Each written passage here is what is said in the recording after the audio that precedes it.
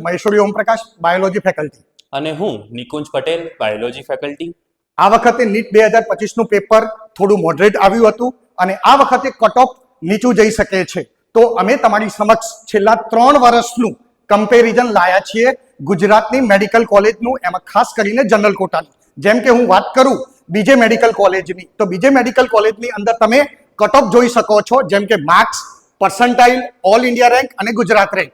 તો 2022, 23, 24 ની વાત કરું તો તમે જોઈ રહ્યા છો કે ક્રમશઃ માર્ક્સ વધતા જઈ રહ્યા છે, પરંતુ જે પર્સન્ટાઇલ છે એ લગભગ સમાન છે, પરંતુ ઓલ ઇન્ડિયા રેન્કમાં પણ થોડું ફ્લક્ચ્યુએશન છે. અને ગુજરાત રેન્કની વાત કરું તો 160 થી 180 ની વચ્ચે જો તમારો ગુજરાત રેન્ક આવે તો 2025 ની અંદર તમને બીજે મેડિકલમાં એડમિશન મળી શકે છે.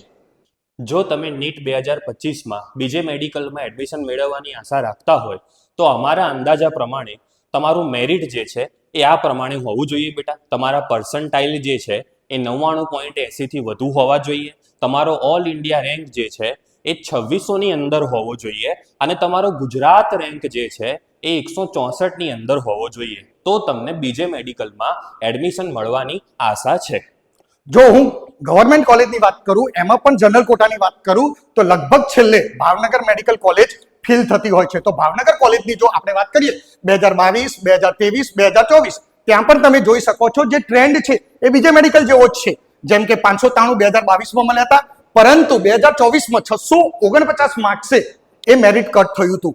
પર્સન્ટાઇલની વાત કરીએ તો લગભગ અહીંયા પણ તમને સેમ ટ્રેન્ડ બીજે મેડિકલ જેવો જોવા મળે છે. ઓલ ઇન્ડિયા રેન્કમાં પણ ફ્લક્ચ્યુએશન છે, પરંતુ ગુજરાત રેન્કની હું વાત કરું તો તમારો રેન્ક 900 થી 1000 ની વચ્ચે હશે તો તમને 2025માં એડમિશન મળવાના ચાન્સીસ ખરા.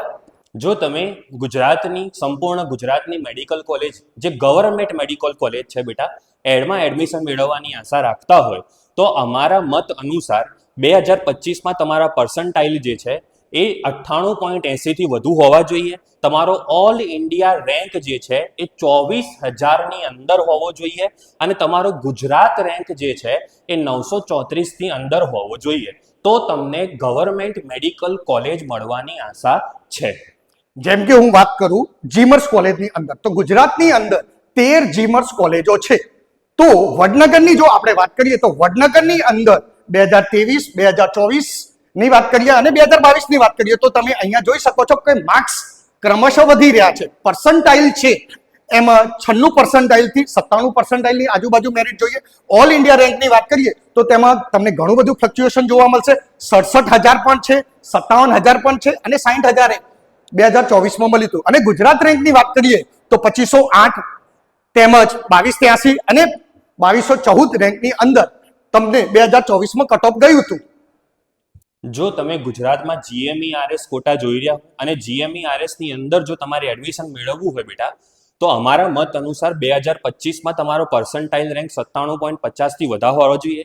ઓલ ઇન્ડિયા રેન્ક તમારો 60,000 ની અંદર હોવો જોઈએ અને તમારો ગુજરાત રેન્ક જે છે એ 2200 ની અંદર હોવો જોઈએ. તો તમને GMERS કોલેજ મળવાની સંપૂર્ણ આશા છે. આ અમારા એનાલિસિસ પરથી અમે તમને એવું કહી શકીએ છીએ બેટા કે નીટની પરીક્ષાની અંદર જેટલા માર્ક્સ મેટર નથી કરતા એટલો રેન્ક મેટર કરે છે.